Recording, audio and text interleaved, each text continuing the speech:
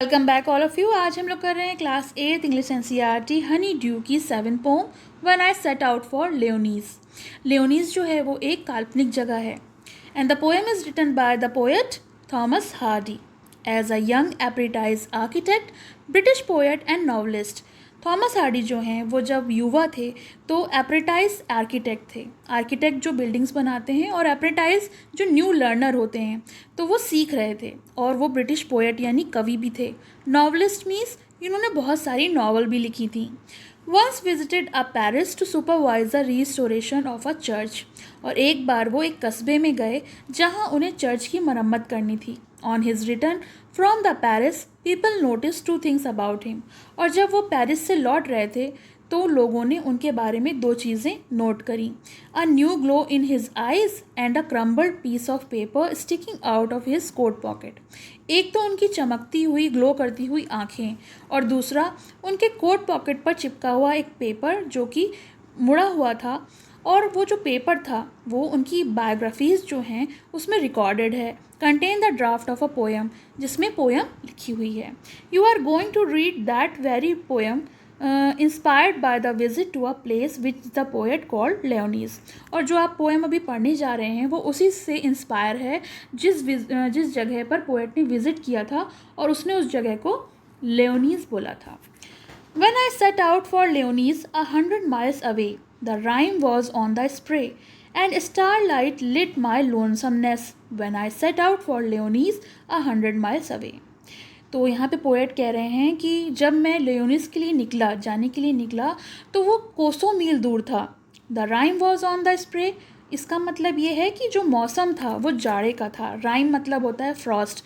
जो बर्फ़ की परत थी वो पूरे स्प्रे पर फैली हुई थी। स्प्रे होती हैं लीव्स और ट्रीज़ की पत्तियाँ जो होती हैं और फूल जो होते हैं उन्हें स्प्रे बोला जाता है। And the star light lit my loneliness, और जो मेरे लोनसमनेस अकेलापन था तो जो सितारों की रोशनी थी वो उन्हें चमका रही थी। When I set out for Leonis 100 miles away, जब मैं निकला था लियोनीज जाने के लिए तो वो कोसों मील दूर था। What would be chance at Leonis while I should sojourn there? No prospect durst declare, nor did the wisest wizard guess. What would be chance at Leonis while I should sojourn there? यानी जब मैं वहाँ पर जाऊँगा वहाँ पर क्या होगा ये कोई भी नहीं बता सकता। जब मैं वहाँ पर रुकूँगा तो वहाँ पर क्या होगा मेरे साथ ये भी कोई भी नहीं बता सकता। ये कोई पैगंबर भी नहीं बता सकता कि वहाँ पर क्या होगा। यानी प्रॉस्पेक्ट होता है पैगंबर और ड्रस्ट होता है डेयर, यानी किसी की हिम्मत नहीं है कि वो ये बता पाए कि वहाँ पे क्या घटित होगा। ना ही कोई बहुत बुद्धिमान, बहुत होशियार जादूगर ये ज्ञात कर सकता है कि वहाँ पर क्या होगा। What would be chance at lines while I should sojourn there, यानी वहाँ पर क्या घटित होगा, what was going to happen there, वही बात कोई भी नहीं बता पाएगा। When I returned from Lyonese with magic in my eyes, all marked with mute surmise, my radiance rare and fathomless, when I returned from Lyonese with magic in my eyes. जब मैं वहाँ से लौट रहा था लाइनिस से तो मेरी आँखों में जादू था, एक अजीब सी चमक थी जो कि वहाँ पे जितने भी लोग थे वो उसे नोटिस कर रहे थे, लेकिन म्यूट मौन होकर और गेस करने की कोशिश कर रहे थे। सरमाइज मतलब होता है गेस करना। अनुमान लगा रहे थे कि ऐसा क्या हो गया जो मेरी आँखों में इतनी चमक है। माई रेडियंस रेयर एंड फैदमलेस, और जो मेरी आँखों की चमक थी वो रेयर थी, यानी बहुत कम ही पाई जाती है। और फैदमलेस मतलब कि जिसको मापने की कोई, जिसकी गहराई मापी नहीं जा सकती, मिस्टीरियस थी वो। When I returned from Lyonese with magic in my eyes, यानी जब मैं वहाँ से लौटा तो मेरी आँखों में जादू था। तो यहाँ पे जो पोएट है वो ये बता रहा है कि वो पहले स्टैंजा में कि वो कहाँ जा रहा है, वो लाइनिस जा रहे हैं और जो बहुत दूर है और वो किस तरीके का है। फिर वो बताते हैं वहाँ पर क्या हुआ ये भी कोई चीज़ कोई डिक्लेयर नहीं कर सकता, ना तो कोई प्रॉफिट, ना ही कोई विजार्ड, ना ही कोई जादूगर बता सकता है, ना ही कोई पैगंबर बता सकता है कि वहाँ पर क्या होगा मेरे साथ। और जब मैं वहाँ से लौटा तो मेरी आँखों में जो चमक थी, जो रिटर्न होम था, मतलब ये जो वापस आए थे, ये भी कोई गेस नहीं कर पा रहा था कि मेरे साथ क्या हुआ है। Poem is written by the poet Thomas Hardy. Word meaning देख लेते हैं। लाइनीज जो है The mythical birthplace of Sir Tristram in England, believed to have been submerged by the sea, here an imaginary place. इस पोएट में जो है वो एक काल्पनिक जगह है. वैसे ये मिथ है कि ये सर ट्रिस्ट्रैम की बर्थ प्लेस है जो कि इंग्लैंड में है, और ये भी माना जाता है कि वो समुद्र में डूब गया है. राइम होता है फ्रॉस्ट. फ्रॉस्ट यानी बर्फ. The spray means leaves and the branches of trees. तो जो पत्तियाँ होती हैं और टहनियाँ होती हैं पेड़ों की, उसको स्प्रे बोलते हैं. डस्ट होता है डेयर यानी हिम्मत दिखाना. बी चांस हैपन या चांस टू हैपन यानी कोई चीज़ घटित होना. सोजॉर्न होता है स्टे, कहीं पर ठहरने को बोलते हैं सोजॉर्न. और रेडियंस होता है glow.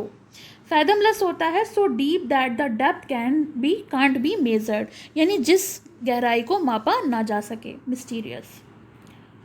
Working with poem. In the first stanza find words that show.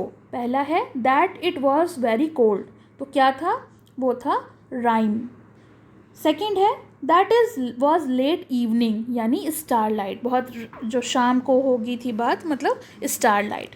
Third है that the travel was alone. Traveller जो अकेला है यानी लोनसमनेस, अकेलापन. Question number 2. Something happened at loneliness. It was unforeseeable यानी कि वो भी कुछ भी बताने लायक नहीं था. Question number 2. Pick out 2 lines from stanza 2 to justify your answer यानी 2 लाइन लीजिए और अपने आंसर को जस्टिफाई करिए. तो आंसर होगा आपका no prophet durst declare nor did the wisest wizard guess.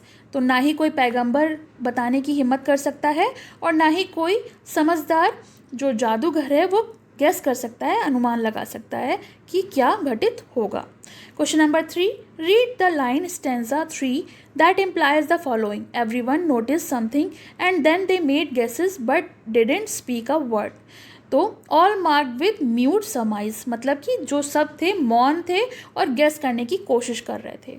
उसी का क्वेश्चन 2 है. Now read the line that refers to what they notice. अब ये बताइए कि ये लोग क्या नोटिस कर रहे थे. तो वो लोग नोटिस कर रहे थे उसकी आंखों की चमक. माई रेडियंस रेयर एंड फैदमलेस यानी जो उसकी आंखों की चमक थी जो कि बहुत कम पाई जाती है, रेयर होती है, और फैदमलेस जिसकी गहराई को मापा नहीं जा सकता. तो ये क्वेश्चन आंसर्स भी हो गए और पोएम का एक्सप्लेनेशन भी हो गया. आपको कैसा लगा कमेंट सेक्शन में ज़रूर मेंशन करिए, और पसंद आए तो लाइक का बटन दबाइए, और अगर आप मेरे चैनल पे नए हैं तो प्लीज़ सब्सक्राइब माई चैनल. पसंद आया हो तो लाइक करें, शेयर करें और चैनल को सब्सक्राइब करें.